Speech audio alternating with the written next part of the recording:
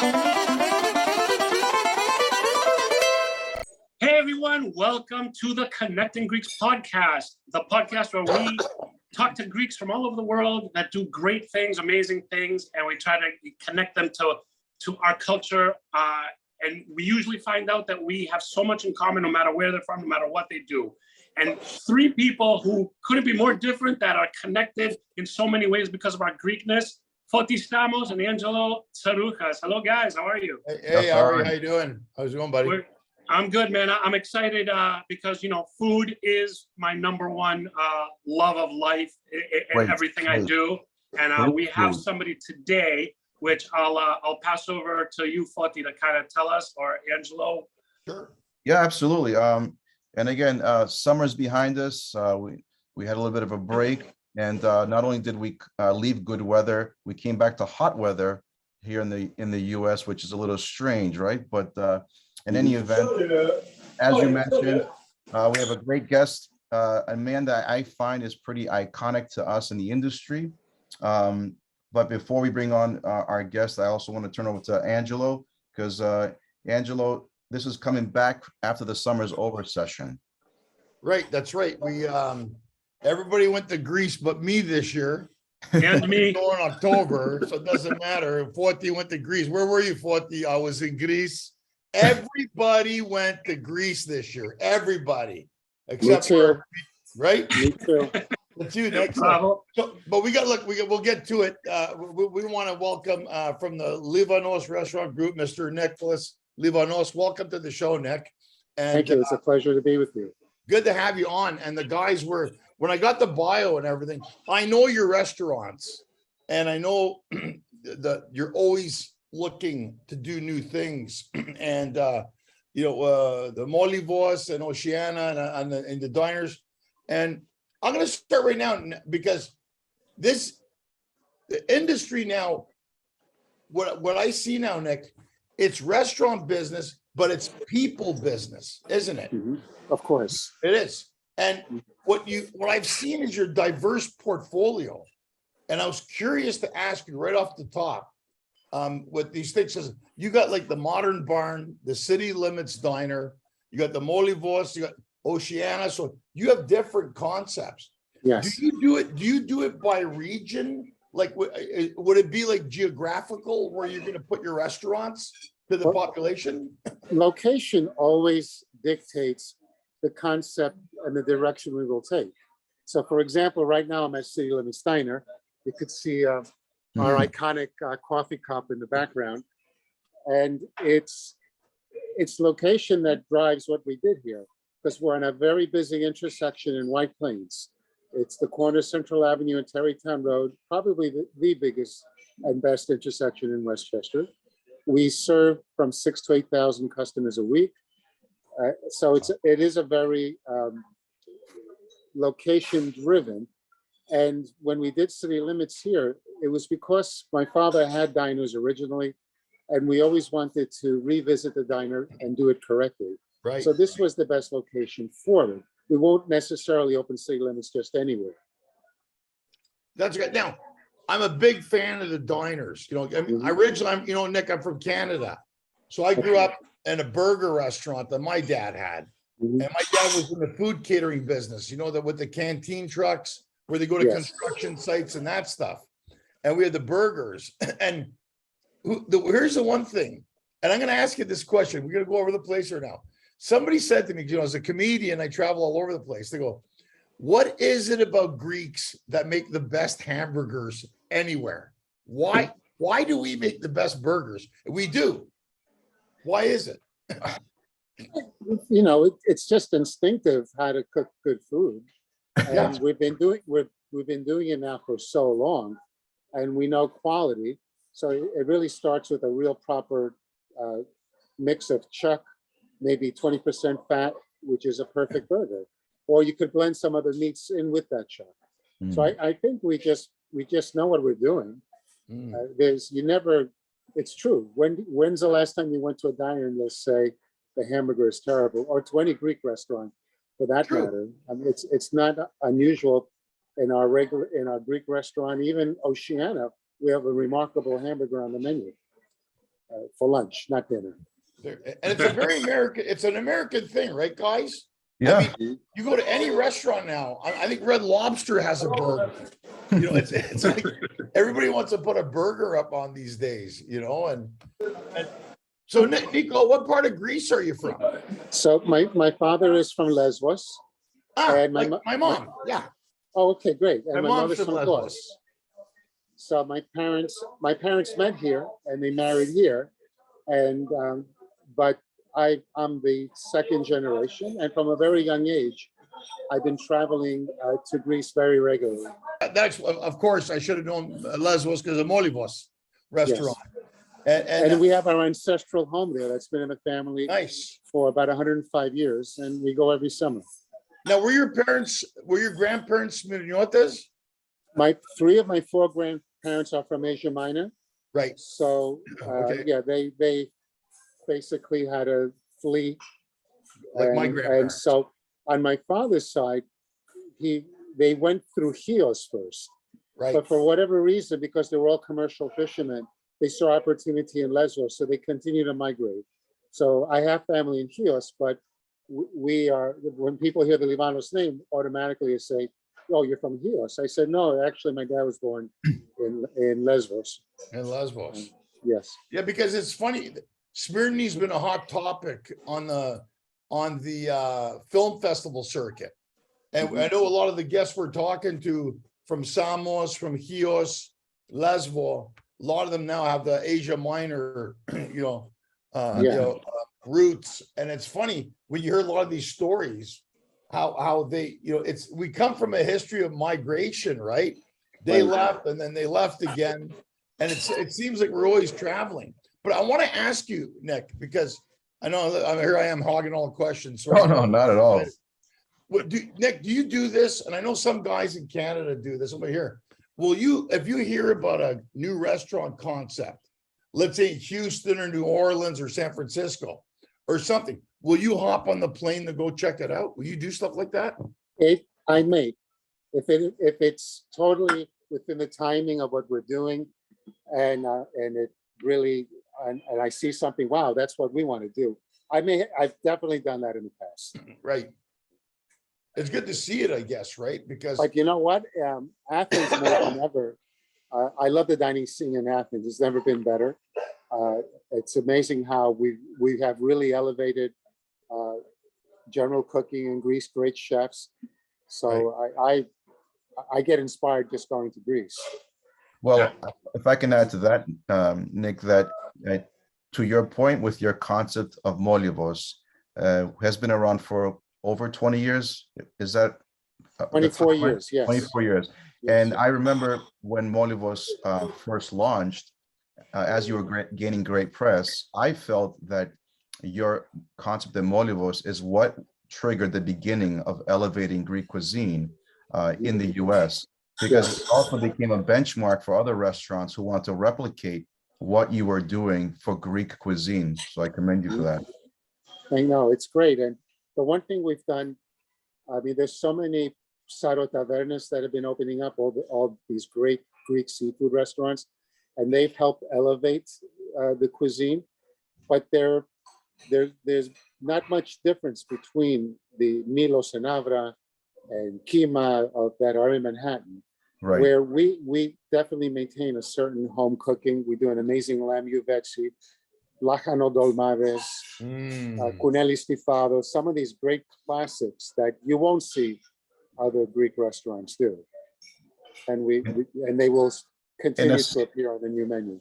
And aside from the food at Molivos, you were the first also to feature an all Greek wine list in the US, which is also commendable, because that shows your commitment and your confidence in Greek wines in this global market of wines. When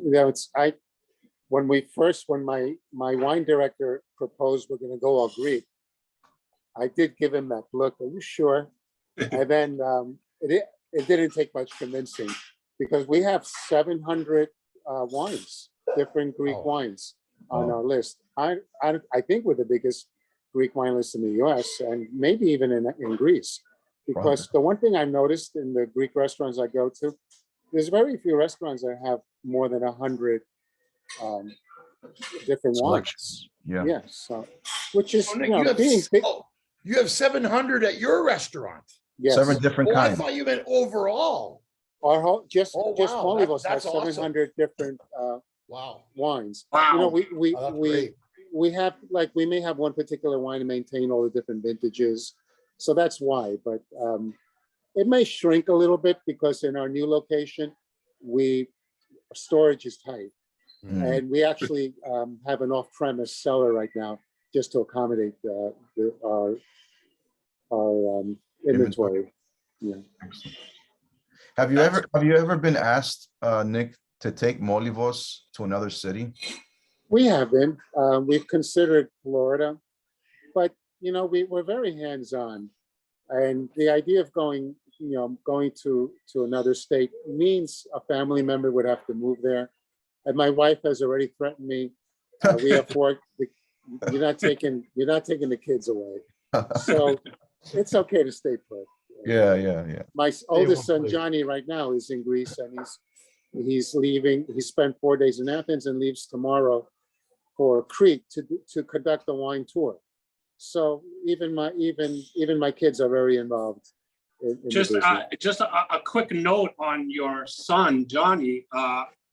Pretty much everything I know about Greek wine, I learned through Johnny because of him guest hosting our wine webinars, where Foti is the wine expert. I'm kind of the outsider.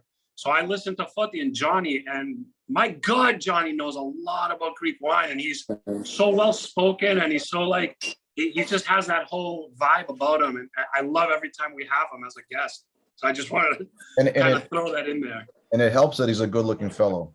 yeah, he's great. Camilo Pupefti. Yeah. Camilo Pupefti. That's a great expression. So Nick, what's the trend? Like, this is interesting. So, you know, in my routine, I do a joke about I'll only eat at a Greek restaurant if it's owned by Greeks. And the reason I say that is there's a lot of concepts, especially here in America, where they will use a Greek brand concept, but they're not Greek. So I'll go to a city, and the first thing I do when I go to a restaurant, and I'm not saying it's good or bad, if it's a Greek restaurant, I want to meet the owner. And the other guy said to me, "Why do you want to do that?" I said, "If the owner's not Greek, I'm not eating here." But I do that the same with Chinese or Lebanese or whatever the cuisine could be. I noticed, I think a Molivos would do excellent in Los Angeles because we don't have enough Greek eateries here. There's been a few of them, but there's not a lot. I know, and when people, it's funny, in America, people, when they hear Greek, the first thing they think of course, is they associate it to the Greek festivals. And they go, oh, we love, they tell you, we love a gyro or a gyro, or in New York, you call it gyro euro. But it's funny here that most people I talk to they go, they'll call me, like they'll go to different cities and say, where should I go eat? You know, I'm in Cincinnati or I'm in Seattle. And they're always asking where they should go eat. And more than not, more people want to go. I think, do you find that it's raising knowledge, like Italian food or Chinese food? With Greek food, we're known for the festivals. And the festivals usually do, because here in Southern California, we got lots of festivals that they do. And I know it's the season, they do them all over the place. But do you find that when you're looking at concepts, do you come up with the concepts or do people bring them to you sometimes, or they ask you? No, we come up with them. Yeah. Right. And I mean, because we were always so seafood driven, we were very motivated to do Oceania, and we opened it up 31 years ago in 54th and Madison, and 12 years ago we moved to 49th and 6th, and we consider Oceania our flagship. Right. So it was from Oceania. Then once we broke into New York City, then we felt more comfortable to open more restaurants, and that's when we opened Molivos. But at the same time, we live in Westchester, and we know it's our backyard, and we know it well. So that's how we did City Limits and the Modern Barn, but all distinctly different. All distinct. And the concept of molivos, was it as far as like, was it in your mind of who was actually gonna be the chef or who's gonna be cooking the food? Was it more of your internal hands-on in the kitchen, or did you have someone that you believed in and was confident to put out what you believe was the best expression of Greek food? Well, at the time, Oceana was on fire, and Rick Moonen was our executive chef. And we told him, Rick, we want to do a Greek restaurant. And right away he goes, I got the perfect Greek chef for you, someone that worked with him. That was Jim Botsakos.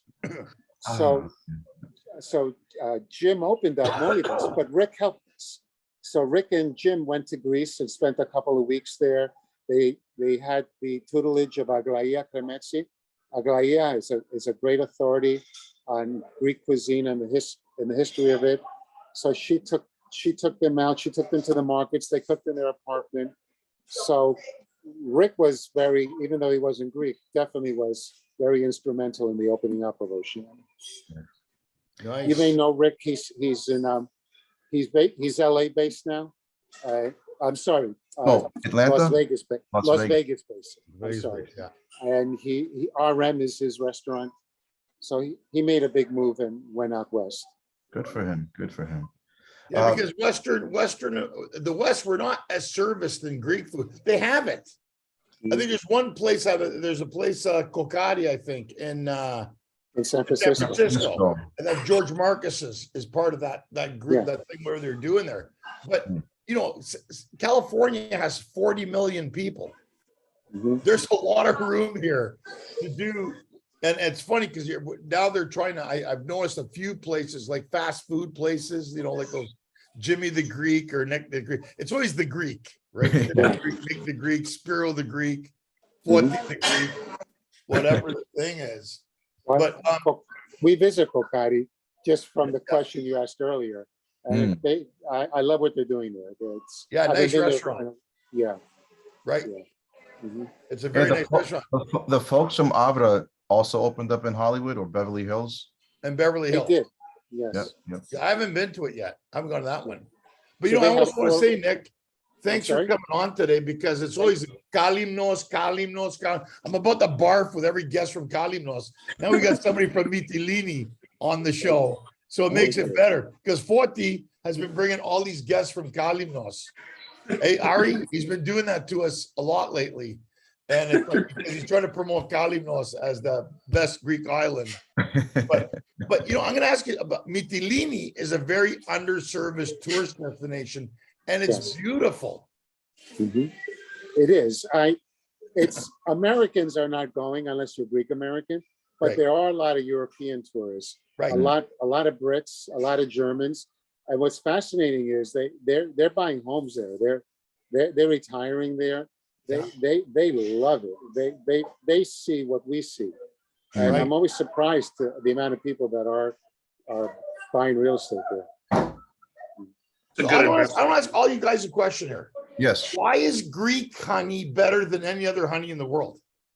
My wife says it's true. Is it the bees? Are they drinking Metaxa? What is it? Like, why is the honey better in Greece? Do you know that? The natural vegetation that they're able to pollinate. The best honey I've had comes from Ikaria. I love the Ikarian honey. I like it better than what we have in Lesbos. I've had amazing honey from the mountains outside of Sparti, pine honey. But it's every time you think you've had the best honey ever, someone says, try this honey. It's like, wow. No, it's true. I mean, we definitely thrive in the honey industry, and I think it's getting better for whatever reason. I mean, one possible theory, when conditions are stressful, the lack of rain, let's say during the summer, I know that sometimes makes a better product. So I don't know if that applies to honey the way it applies to wine and grapes, but that it's possible. But I've never actually researched that. Now I will. No, now you got me curious. Yeah. Excellent. So Nick, this has been really for me an honor that we were able to get you onto our show. we've heard a lot about you through the years. Your name is always mentioned in the parade as far as some of the best restaurants, Greek restaurants in the country. What about, have you ever thought about possibly opening something in Greece? No, No. I want to go to Greece and relax and enjoy myself. I don't blame you, No, Nick. no reason. You know, it's we have 4 restaurants right now. Every time we've opened a restaurant, it was never because we're looking to grow. Some opportunity presents itself. Would I want to do more Greek restaurants? Yes, but I would stay focused locally. Yeah. I like Connecticut. Maybe I would do something in Connecticut, but no rush. You know, we just got out of the pandemic. It was a very rough couple of years. Yeah. And, you know, we're just catching our breath again, and we just got fully staffed again. So we're in a good place, and no reason to rush. Excellent. So Now, Nick, do you find a lot of people now are going out? The skasane in the house. Like I know myself, people are going out now. Like, I mean, I see comedy shows, movie theaters, restaurants. Mhm. People were cooped up for 2 years. They want to go out. I mean, you notice that surge ever since parenthesis normalized. We definitely have. It's basically back to normal, and there's even better spending. I mean, we've had to raise all our prices because of what's been happening with inflation, but there's been no resistance. So I find that interesting too. We don't want to raise them anymore. We feel, because there will be at some point that we're getting expensive. I feel it now, but people have disposable income. Well, they didn't spend anything for 2 years. Yeah, maybe that's the reason. Sure. all that cash they're sitting on. Yeah.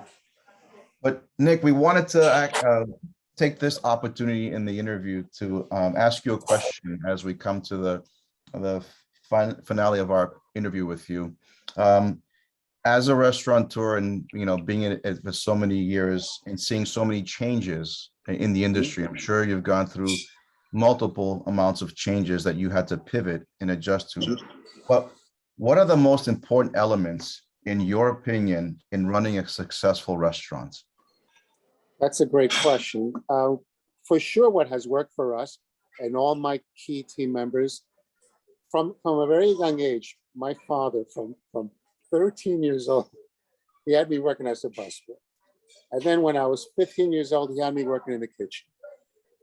And slowly I worked all the positions in the diner back then. It's important to understand every position in the restaurant, because you then understand and respect everyone. So for example, my best executive chefs have been chefs who have also worked in the dining room. So they don't have an attitude towards the waiter. A good executive chef wants his cuisine represented properly and described properly. So he will treat the waiter with extra love and extra care, especially if he's done it, and vice versa. My best wait staff or my best managers have worked in the kitchen, and they understand how hard a kitchen employee works. They understand what a dishwasher, the lowest person on the totem pole in a restaurant, they will go out of their way and give him something extra to eat, or in the thick of it, we bring him a bottle of water or soda. So by working all the positions in our business, that's when you understand everything about it. And what's also so important in our business, timing. You can't, every step has to count. And you walk into the kitchen, you picked up a dirty plate off a table. Every step means something for the kitchen, for the cook, and for us. So it's these little things that make the difference by being a good operator and a great operator, and being very efficient. A little thing, but it makes a difference in the years of the steps that you take. You know how we all count steps now? Yes. Yeah. I mean, I have my watch and I see what I've done 8 miles or 10 miles today.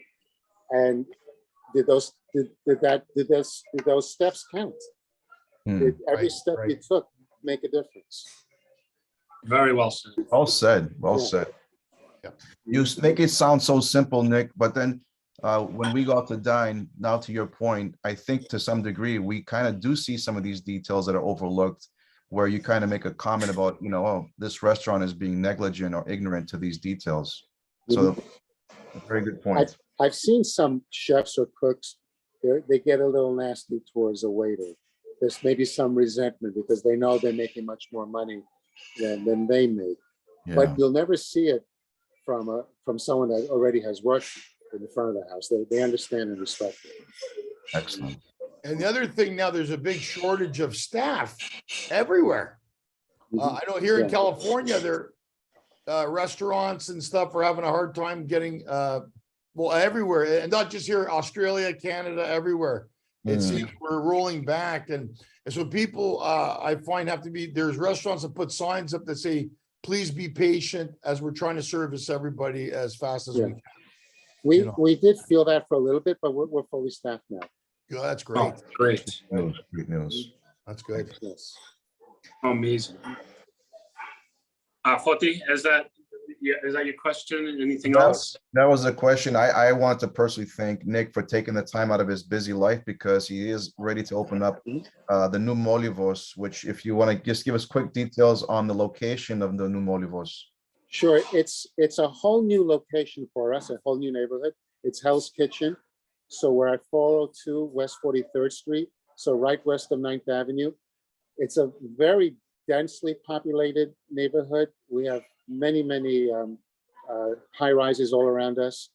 We're right near Broadway and the theater, and also near the business district. So we should benefit from all three things that's important in New York.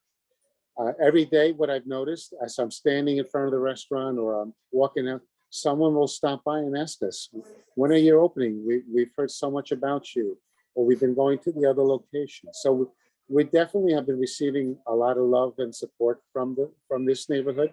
Very different from anywhere else we've been in Manhattan. Excellent. Wonderful. Very nice. Well, Nick, on behalf of all of us at Connecting Greeks, I just want to say thank you, as Foti said, for taking time out, for joining us. Thank you. Thank you for having such a wonderful son who's helped us along the way, and Thank you. gave us so much knowledge of Greek wine. And again, thank you so much. And we hope future success on everything you do. And Foti, anything you want to say? No, just again, thank you very much. We're going to have all the information at the notes of the podcast when we release it. Great. Angelo, once again, thank you for making this extra special as always. Next time in New York, I'm checking out Molivos for sure. Please do. Please do. I look will, I forward will, to I will. meeting all of you in person. And if we That's can't great. get into Molivos, can we just say we know you, Nick? Of course. That's great. That's the Greek style right there. Yeah. Well, we want to thank everybody out there for joining and listening and watching. We want to thank Nick once again for taking the time out. I want to thank Foti. I want to thank Angelo, who's baking in the Los Angeles sun right now. And we want to thank everybody out there. And thanks for watching, listening, and we'll see you all next time. Bye, guys. Bye, rest Nick. of the day. Bye-bye. Bye-bye. Thank you. Bye, See you guys. soon. Bye-bye. Thank you. Enjoy the rest of the summer. Que Thank calomina. you too. Calomina, Calomina. Calomina, everyone.